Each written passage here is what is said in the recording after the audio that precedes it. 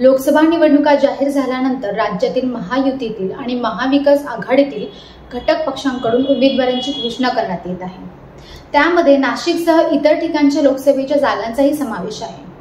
त्यातच आज सकाळी ठाकरेंच्या शिवसेनेकडून 17 उमेदवारांची पहिली यादी जाहीर केली असून त्यात नाशिक लोकसभेसाठी कडून सिन्नरचे माजी आमदार आणि ठाकरेंच्या शिवसेनेचे नेते राजाभाऊ वाजे यांना संधी देण्यात आली आहे। ठाकरे गटाकडून नाशिक लोकसभेसाठी लोकसभा संघटक विजय करंजकर यांचे नाव आघाडीवर होते।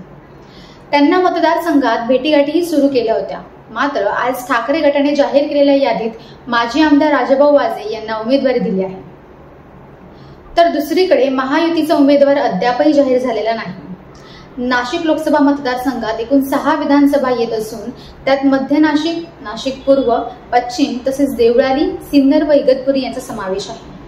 त्यामध्ये मध्य, पूर्व व पश्चिम या ठिकाणी भाजप, तर देवळाली व सिन्नर राष्ट्रवादी अजित पवार गट, तर इगतपुरी काँग्रेसकडे आहे। राष्ट्रवादीचे 2 आमदार असल्याने आता राष्ट्रवादीकडून मंत्री छगन भुजबळांनी देखील नाशिकच्या जागेवर दावा करून समीर भुजबळांसाठी ही जागा मागितल्याची चर्चा आहे।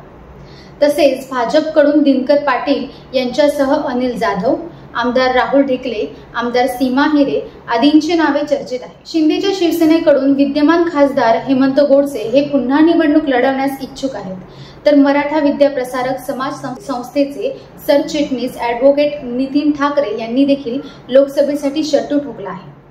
त्यामुळे नाशिकची निवडणूक लक्षवेधी निवडणूक ठरणार असून लोकसभेची माळ कुणाच्या गळ्यात पडणार याकडे सर्वांच्या नजरा लागल्या आहेत।